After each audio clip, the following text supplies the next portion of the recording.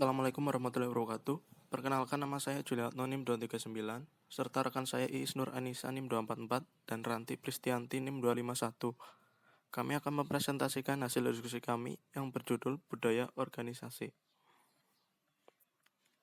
Materi yang akan dibahas antara lain pengertian budaya organisasi, teori budaya organisasi, unsur budaya organisasi, faktor penentu budaya organisasi, manfaat budaya perusahaan, dimensi budaya organisasi, budaya kuat dan budaya lemah, serta cara karyawan mempelajari budaya perusahaan.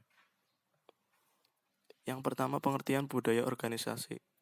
Budaya organisasi adalah nilai-nilai pribadi dan karakter moral yang mempunyai peranan sangat penting dalam meningkatkan kinerja etis suatu perusahaan. Nilai-nilai dan karakter pribadi dapat dipengaruhi oleh budaya suatu perusahaan. Budaya perusahaan merupakan kombinasi ide, adat istiadat, praktik tradisional, nilai-nilai perusahaan yang membantu mendefinisikan perilaku normal bagi setiap orang yang bekerja di suatu perusahaan. Budaya itu sendiri merupakan cara kita melakukan sesuatu di sekitar kita. Kemudian ada teori budaya organisasi. Terdapat 3 asumsi yang mengarahkan pada teori budaya organisasi, yaitu 1. Anggota-anggota organisasi menciptakan dan mempertahankan perasaan yang dimiliki bersama mengenai realitas organisasi yang berakibat pada pemahaman yang lebih baik mengenai nilai-nilai sebuah organisasi. 2. Penggunaan dan interpretasi simbol yang sangat penting dalam budaya organisasi. 3. Budaya bervariasi dalam organisasi yang berbeda, dan interpretasi tingkat tindakan dalam budaya ini juga beragam. Kemudian selanjutnya, unsur budaya organisasi. Unsur budaya organisasi meliputi nilai, norma, wewenang, dan imbal jasa atau penghargaan. Nilai budaya dapat berbentuk disiplin kerja, kreativitas individu, inovasi organisasi, mutu dan produktivitas, kepuasan bersama, profesional, jiwa ikhlas, ramah, kerjasama, dan menghargai waktu. Kemudian, norma merupakan aturan atau kaidah yang dipakai sebagai tolak ukur bersama atau aturan yang mengikat sebagai panduan, tatanan, dan kendali tingkah laku individu dalam organisasi. Oleh karena itu, seluruh peraturan yang diterbitkan harus dijiwai oleh nilai-nilai budaya perusahaan. Selanjutnya, wewenang merupakan kemampuan untuk mengambil keputusan sesuai dengan nilai dan norma yang berlaku. Wewenang adalah kekuasaan yang sah untuk melaksanakan peranan sesuai dengan jabatan untuk mewujudkan harapan-harapan selaras dengan nilai-nilai budaya perusahaan. Wewenang merupakan wahana untuk memasyarakatkan nilai-nilai dan norma-norma budaya perusahaan. Kemudian yang terakhir, imbal jasa atau penghargaan merupakan imbal jasa atau penghargaan yang diberikan secara wajar dan adil baik bersifat finansial maupun non-finansial.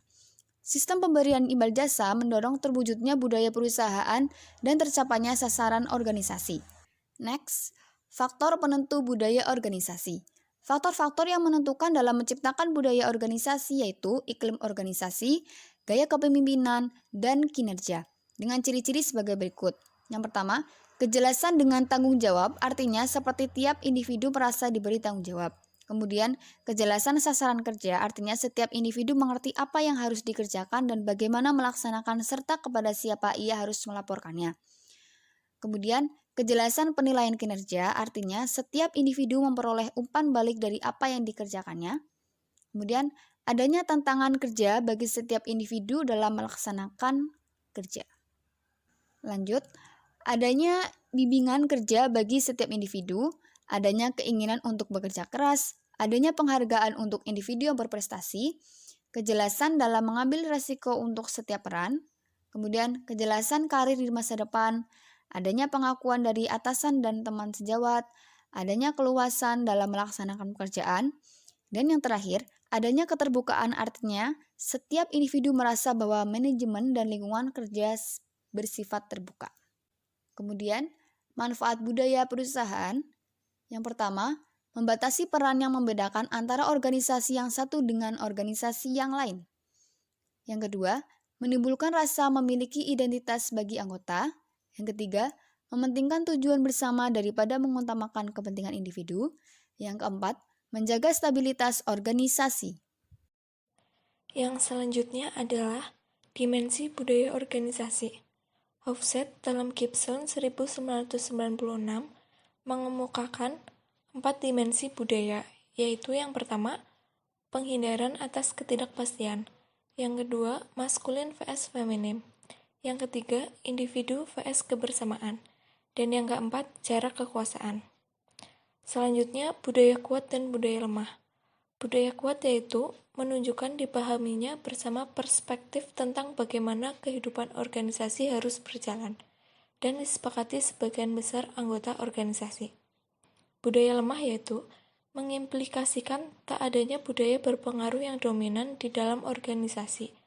Ada beberapa budaya yang mungkin saling bertentangan satu sama lain. Menurut Paine, kekuatan budaya organisasi dapat diukur dari sejauh mana budaya tersebut dianut oleh semua anggota, dan sejauh mana anggota organisasi mempercayainya. Semakin intens budaya organisasi, semakin kuat pengaruhnya pada semua tingkatan, di mana budaya memanifestasikan diri, yaitu mempengaruhi tak sekedar sikap karyawan, namun juga nilai-nilai, asumsi dasar, dan keyakinan masyarakat. Yang kedua, cara karyawan mempelajari budaya perusahaan.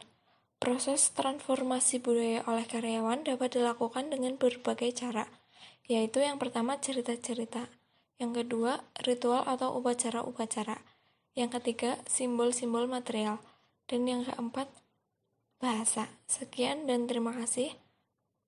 Kurang lebihnya mohon maaf. Wabillahi taufiq wal hidayah. Wassalamualaikum warahmatullahi wabarakatuh.